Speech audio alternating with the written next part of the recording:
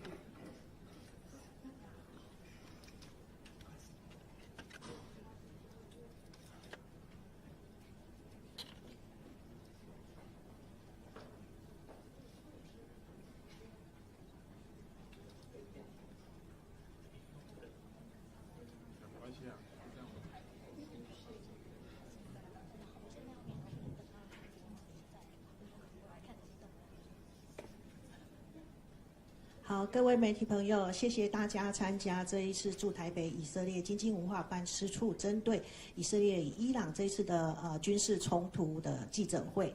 那为了节省时间呢，我们今天的就流程非常的简单，就是一开始是由代表会跟针对这一次的情势呢跟大家分享与报告，然后接下来我们就会开放那个媒体提问。那我们首先呢，先欢迎就是驻台北以色列经济文化办事处代表由玛雅代表来先为大家说一下。Okay, good morning. And thank you for coming here. I see many familiar faces. This is unprecedented times for Israel, really historical days. During the last 11 days, Israeli air forces has been attacking in Iran non-stop. And at the same time, in Israel, Iranian missiles have been attacking cities and civilians non-stop. This is a scale of destruction that we have not seen ever before, and Israel is in a state of emergency. Israel is a country that was threatened from day one of its existence 77 years ago. Yet now we are facing direct and deliberate attacks on our civilians. My parents, my friends are in shelters. There are no schools, only essential working places are active, and Israeli people are paying a very heavy price. These are historical days not only for Israel and not only for the Middle East, but to the entire international community. Geostrategic changes are happening in scale and in pace like never before, and especially what we have witnessed last night with President Trump's bold decision, decisive decision, to military attack 3 nuclear facilities in Iran demonstrates once again that the US is the leader of the free world acting against totalitarian regimes. The main message from that historical act and from what we are hearing from many countries since the open of the Rising Lion military campaign is very clear. Under no circumstances can Iran possess nuclear weapon. This is a very strong message, and I will repeat that again. This is our time to take a global stance on it. Also, this is day number 626 for Swords of Iron war against Hamas, which started with a brutal massacre of more than 1,200 Israelis on October 7, 2023. We still fight, and we still have, unfortunately, 50 hostages starved and tortured in the tunnels of Hamas in Gaza, and we will not stop until they're all back. There is one thing that we learned in a harsh way from that October 7 attack, and that is when our enemies call to annihilate Israel, we listen to them and we believe them. And this is exactly what is happening today with Iran. The supreme leader of Iran, Khamenei, has been continuously calling for the destruction and annihilation of the state of Israel.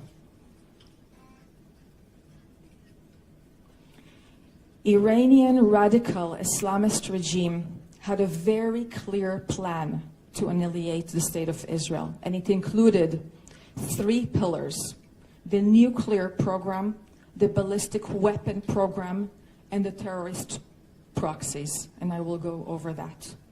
I will not go into the long history of negotiations with Iran about the nuclear program, but I will mention that on June 12th, the day before Rising Lion started, there was a decision made by the International Atomic Energy Agency stating that Iran is in non-compliance to its NPT safeguards.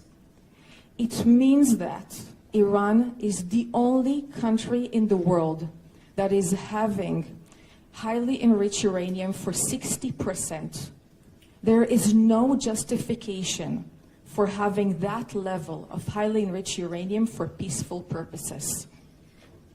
Now, the amounts of that highly enriched uranium are sufficient for 9 atom bombs.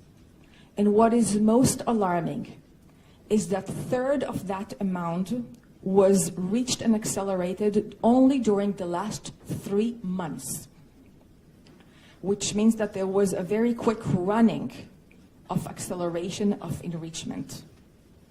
Now, what happened during the last 3 months? There were negotiations between the US and Iran, which means that in parallel to those negotiations, Iran was actually accelerating its nuclear enrichment and weaponization plans. The second part is the ballistic missile program. Iran is already having thousands of missiles, and we know because we fill them now every day. But on top of that, they had a plan to accelerate to have 10,000 missiles within 3 years until 2027. It means that they were going into massive buildup, into really drastic increase of production.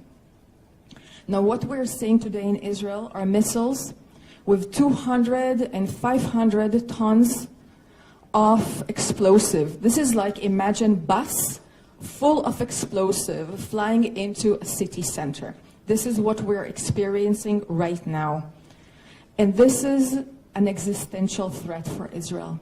We are such a small country, much smaller than Taiwan. To have that type of threat with 10,000 missiles being built against us is something that no country in the world can have. The third pillar of the plan of annihilation by Iran was the terrorist proxies, and you all know their names by now: Hamas, Houthis, Hezbollah. They have been financing, training, guiding them, providing weapons. We know that the mastermind before October 7 was really Iran, and the executor was actually Hamas.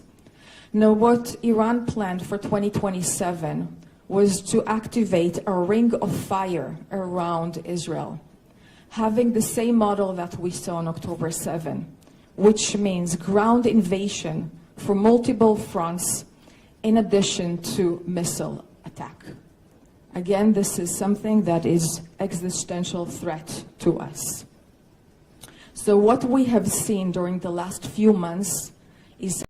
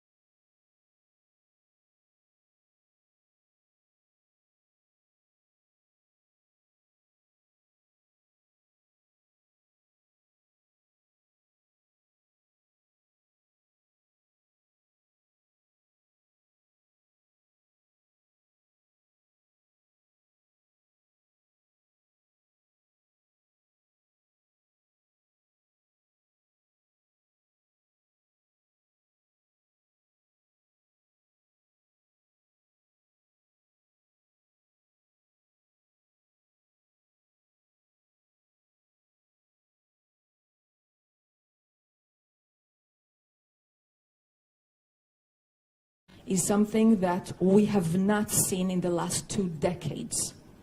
And that is a very fast running forward in both nuclear and ballistic missiles. So the decision, knowing all of that, was very clear. And we had no other choice. For us, defending our country is something that we must do, and we needed to act on time before it's too late, before they have a nuclear atomic bomb. For us, this is an act of self-defense, and we must do it to secure our future. Now, the aim of Rising Lion is very clearly stated. We are to neutralize the nuclear and the ballistic missile program. We need to roll back the threat so we will no longer have an existential immediate threat. And I want to get you a little bit behind our line of thoughts when we're going into the military choosing of the targets. And of that, and I can share with you later, I know it's a bit small, but perhaps you can see. This is the various stages of a nuclear process. It is not easy or simple to assess a nuclear warhead. It requires a lot of research, R&D. It requires enrichment, material, mining, weaponization, minimizing everything, storage. All of that process is a very complicated one. And what we are now doing is we are going against processes, facilities that are in all of those stages. It means military facilities.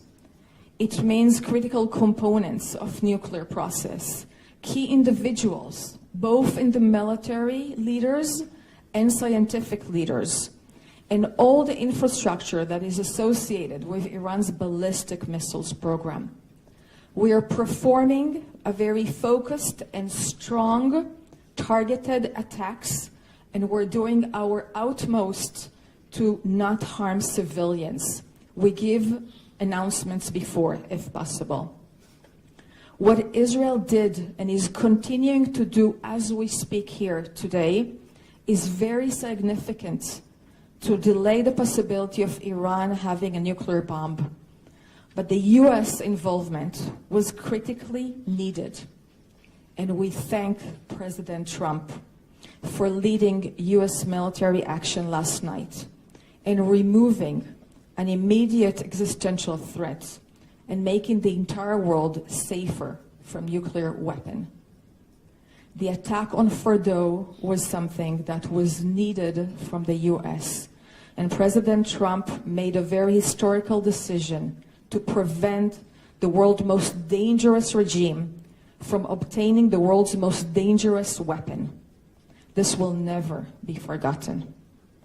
I'm not going to repeat on messages that we all heard directly from President Trump and Prime Minister Netanyahu in their statements, but I will say that it is very obvious that the communication and coordination between the US and Israel was very close. Both share the same vision of peace through strength, and they both bring us to a pivotal moment that we're now standing at. I want to make it clear that we are not done yet. There are still military targets, and we are not going to stop until we're going to achieve the fully military aims that we have set for ourselves for this military campaign. Israel is committed to achieve its endgame, and it's going to require more time, as much time as necessary to accomplish the quality of those targets. And we're all hearing the concerns of many people about escalation. So I would like to refer to that and say, we are really on a crossroad. And this is an opportunity for a safer and more stable Middle East. Perhaps this is the one time where we can actually make this region positively contribute to global security. Preventing a tyranny an extremist Iranian regime from continuing to destabilize and take an action, terrorist action, against the region and against the world is something that we're all in the free world should really support and stand by. And we hear that. We hear that from President Trump, from G7 leaders, European leaders, like-minded countries. They all make it very clear in their statements. Under no circumstances will Iran be allowed to possess nuclear weapons. This is a shared responsibility. We all need to make sure that Iran is enforced to change its behavior and make this a new reality. I would like to mention two more issues and then I will open for Q&A. The first is about the people back home in Israel. And there are 10 million people living in my country, a very small country. We're facing deliberate Iranian attacks on our civilians. They're attacking a hospital, they attack a mosque, they attack Jewish, Christian, and Muslim communities, Israeli people, foreign people, regardless. This is a deliberate attack. We already have 24 casualties, people who paid with their lives. Thousands are injured. Thousands lost their homes. We need, and we know in Israel, we understand that in order to achieve victory, we need a strong and resilient home front. And we have been preparing this for years. People in Israel know exactly what to do when the sirens are heard and the alarms are off. And they know to go to shelters and safe rooms which are available in every apartment and in every building. Yes, we do have advanced technologies, and you see them. They give us multi-layered air defense, Iron Dome, David Sling, Arrow. We have the US systems. These are giving a lot of protection and they have high interception rates, but they are not 100% proof. And we still do not have complete protection. So we do have a small number of missiles that have been managed to penetrate and to hit civilians. And this is where we're seeing the spirit of the Israelis. The resilience, the community, the solidarity. Israeli people do not want to be at war. If there is any doubt about it, I want to make it really clear. We are such a minority Jewish country. There are only 15 million Jews all around the world, 7.5 million Jews in Israel. And all we want to do is to live in peace and security so my children and all of our future generation will be able to have a prosperous and quiet life. This is something that I think we and Taiwanese people are sharing together. What we do is defend ourselves. My last point for today is really about the cognitive war that we're seeing all around us, and I think that there is a very high awareness for that specifically in Taiwan. I'm saying this because I see my country getting a lot of criticism and the international media for being too aggressive. And I saw that also here in Taiwan. This is coming, I think, from those who don't fully understand the Middle East power dynamics and culture and history. And I want to specifically say about this case of Iran, what is the alternative? We are dealing with a regime that is radical Islamism. It's a dictatorship. This is the most repressive government in the world. Everything that you know about Taiwan's way of life, about Taiwan's vibrant democracy, is not existing in Iran. No women's rights, no LGBTQI, no freedom of press, no freedom of speech. There is no democracy, there is only oppression. This is a terrorist regime that is acting against its own people. If we who belong to the free world, and we are in this community together, we must remain aware and we must be united in front of any tactics tactics that try to distort us from this truth.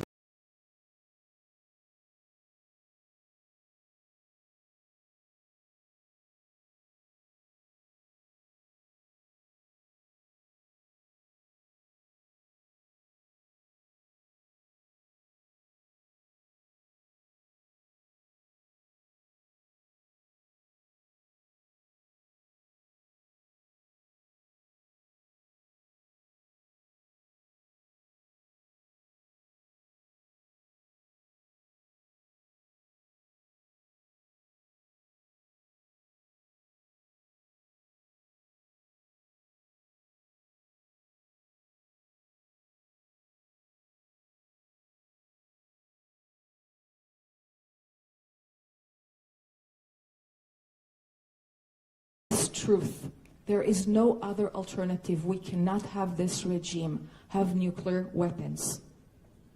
And I see these efforts to divert and manipulate our intentions in AI-generated images and videos that show my country being defeated and being aggressive.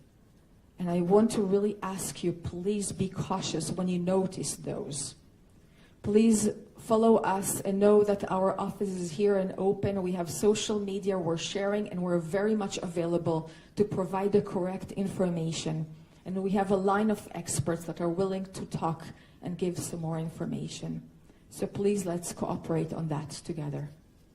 Thank you. I can take a quick Q&A if you would like.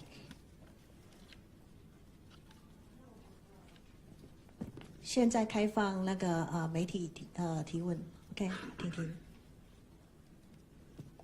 Hi, good morning, Rep. This is Ting Liu from TVBS. So I have a couple of questions for you. Do you mind if I just ask all in one go, or should we go one by one? Okay, thank you so much. So for the first question I have for you is that I'm just curious, how many Israeli citizens are currently in Taiwan? And because we have currently seen that on social media, there are actually some Israelis who wish to return home actually. So just wondering whether there's any current plans about this, assisting them to get home. And the second part is that because the recent US attack on Iran, are there concerns that Israeli diplomatic posts, like the one around the world, will become key targets for Iranian retaliation? So for the Taiwan side, just wondering, because you actually openly hold a press conference today, so are you concerned about that kind of level of threat currently? What you guys are actually managing on a security level, or what is your, I would say, your thoughts about that? And the last part is that, just wondering, because this press conference come at a time when there are like this various increase of tension in the Middle East. So I was just wondering, how has the headquarters at the Israeli Foreign Ministry has given, is there a guidance for having this kind of press conference today? Because we know that many of these embassies around the world, Israeli embassies around the world, are actually closed. But you actually opened a press conference today, so I'm just wondering, was there a guidance or a note from the HQ about, what kind of message this press conference wants to show to the world? Thank you. Thanks. There are currently about 100,000 Israelis abroad who are requesting to return back to Israel. This has been the case for the last 10 days since our airspace has been closed, and we are seeing a decrease in the amount of flights. I will say on that land borders and maritime borders are still open, and people are coming and leaving through them. And we're slowly returning into having more flights to come back to Israel with Israeli airlines. To the best of my knowledge, there are not Israelis here in Taiwan that have requested to return to Israel. But we will definitely support with evacuation plans, again, with Israeli airlines. This is something that we're taking very, very seriously. I can also share on that there were few Taiwanese nationals in Israel who requested to depart Israel. And of course, that the Taiwanese office in Tel Aviv was leading the effort, but with the support and assistance of the Israeli government to make sure everybody who wants that can leave. And to the best of my knowledge, they left through Jordan, so through a land border. As of the retaliation from an Iranian, yes, we are in very sensitive days. These are very tense days, and we're much aware of that. From what I've been actually also seeing today with the global announcement of the US, they're also in a very high alert to see if any retaliation. As you're noticing around you, we are having extra security to make sure we're all safe here and also all around the world. Yes, our offices and embassies all around the world, most of them are not operating physically. But as we all learned from COVID, we can all work from afar. We have been working and will continue to work from home, from meetings, from whatever is necessary to make sure that, number one, we're safe, and that, number two, we continue to bring our message out to make sure that people understand and know what is actually happening. So no clear instruction, but our ambassadors and all of my colleagues all around the world are going out and giving interviews and talking to whoever is interested to really share our message.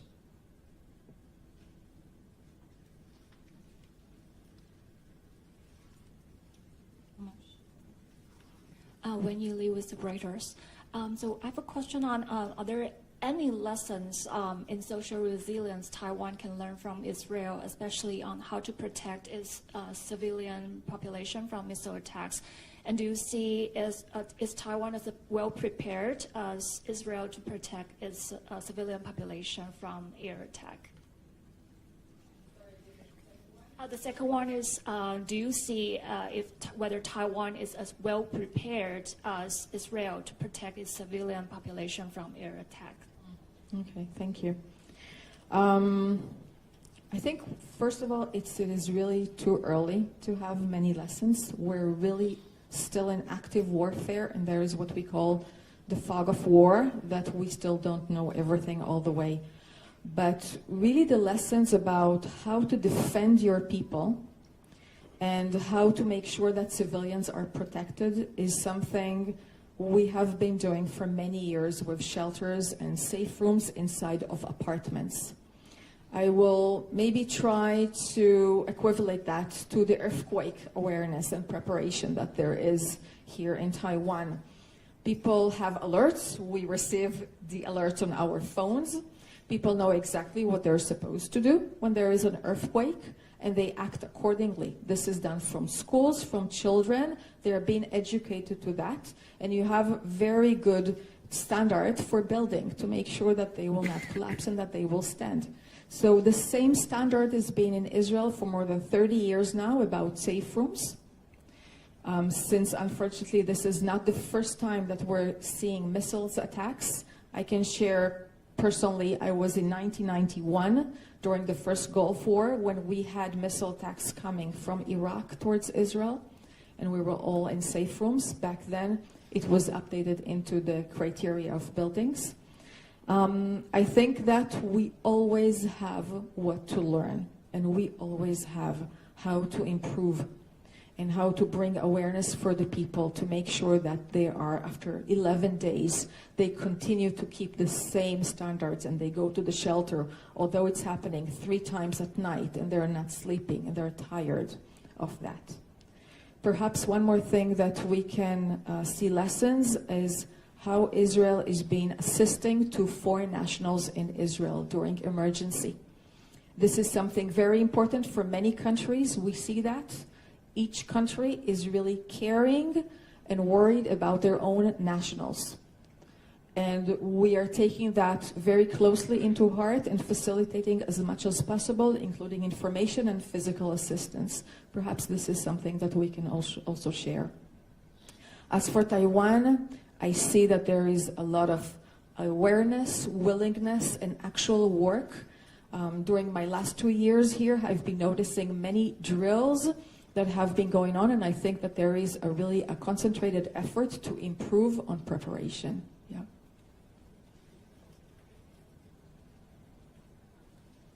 Really quick follow-up on, because I know Israel also has their semiconductor industry and high-tech industry, and as well as Taiwan. So if there's any lessons or advice like to protect and make sure the industries are running well during such conflicts. Okay. Well, the first thing I will say is that our economy for now, for the short immediate term, it is paying a price. Okay? This is not days as usual. As I was saying, schools are not open. We have home front command that gives us instruction. It means that non-essential workplaces are not open. And if I will, for example, refer to my headquarters, only part of the people will physically come and the majority will work far from home. But our economy started this war from a very resilient and very strong financial basis. Our national debt is low, relatively low, only 68%. We have a very strong and resilient policy and market. And we see from previous events, previous wars and military rounds, that it takes us quite short time to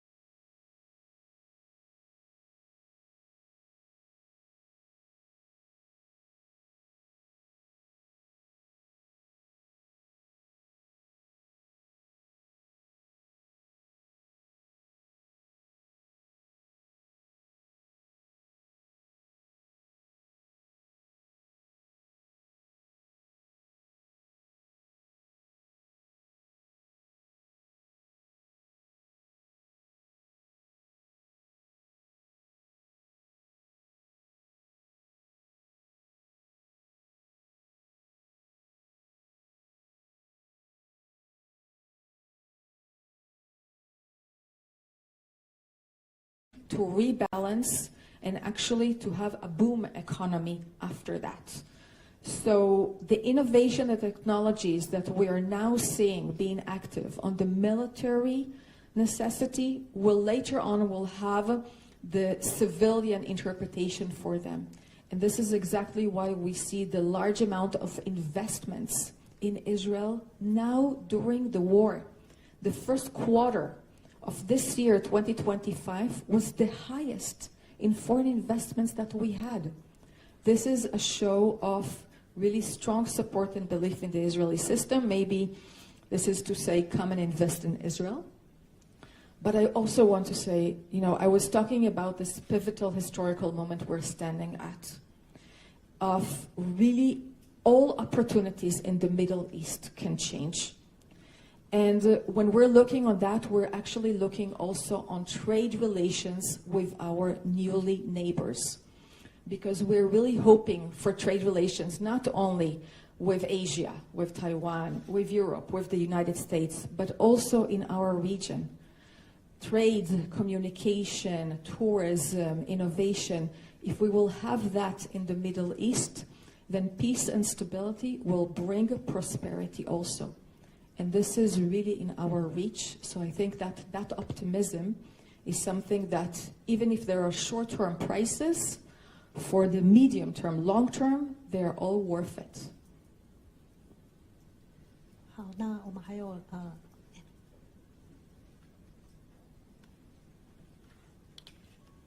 Good morning, Representative Maya. First of all, I hope your family back home safe and sound. Okay, my question is, first you mentioned about cognitive wall. And there's a lot of fake footage right now is happening on internet, and mostly the fake news is about Iran defeating Israel. And we got the information that a lot of the sources are from China. Since this is a war, so how do the Israel government defend on this war? And the second question is, of course, what happened in Middle East have impact on economy. So right now there's turmoil on also stock market and also oil prices. Any suggestion on Taiwan for the Taiwanese investor? That's my question. Thank you. Wow. I'll share that in one of the mornings this week when I opened my Instagram, there was a real video showing fire all over the city in Israel. And it got me so scared. And it looked so real. And I actually called my parents.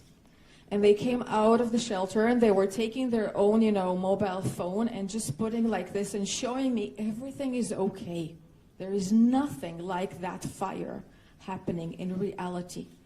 And I think that was the moment when it dropped me, how severe this cognitive war is becoming with AI-generated images and videos. We do not know what is true and what is not. And it is very difficult to observe that. Yes, you are correct that there are new narratives that are coming from certain countries. We are following that.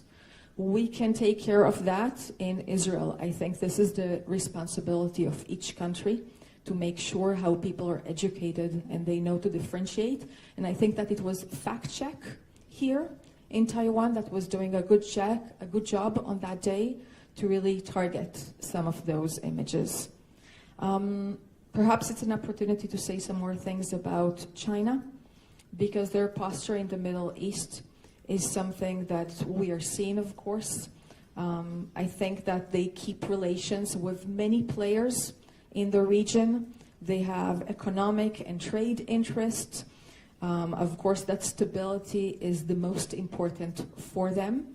And we, of course, notice that they have very close relations with Iran. They have comprehensive and strategic partnership, which means that they import oil from Iran in very cheap prices. And therefore, we are evaluating that they have an influence on Iran, which is very valuable at these times. So although we are not seeing eye to eye on everything, we really think that it is extremely important to keep on talking. Only last week, we had a phone call between my foreign minister and Wang Yi, China's foreign minister. And these open lines of communication is something that we will continue to have.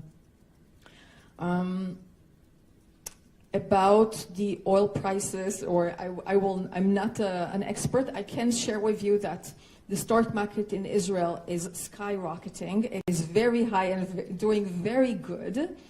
So perhaps investors in Israel know something that I do not know. I'm not an expert on that. We are seeing the prices of the oil, of course. So far, the last I checked, it was $77. So a moderate increase. We're definitely following and hearing that. And I think this is something that needs to be really united by most countries to make sure that there is not an intended deliberate harm by Iran to the global economy. I think this is something that will damage all of us, and we need to make sure that it's not going to happen.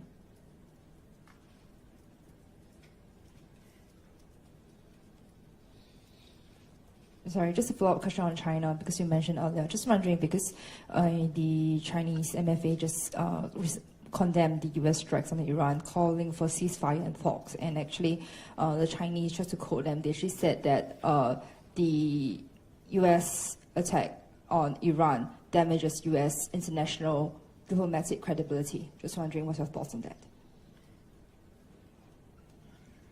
Well, I will let my American colleagues also comment on that later, if they would like.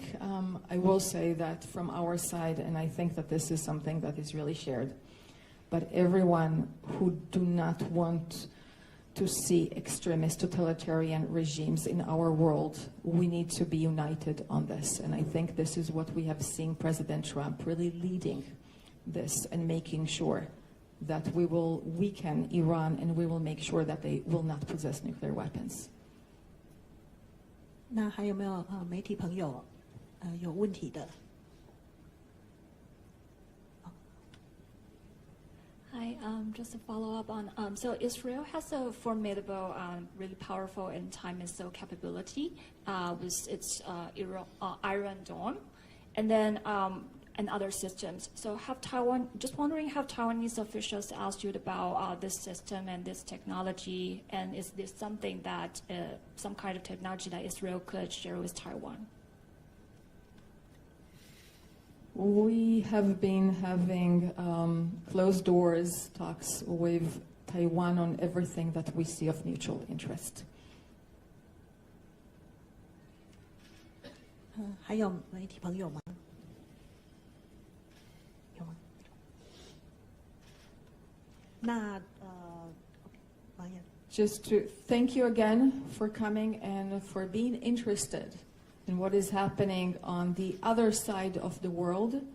I must take again this opportunity and mention that we are still having another fight still ongoing against Hamas with 50 hostages being held. Only yesterday we retrieved 3 bodies of hostages from there, coming from intelligence efforts. So we are hoping for their return, and please know that our office is here and always available if you have any more questions or requests. Thanks.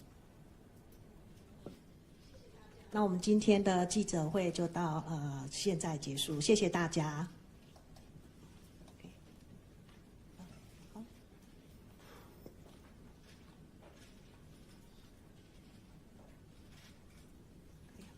好，那我可以了。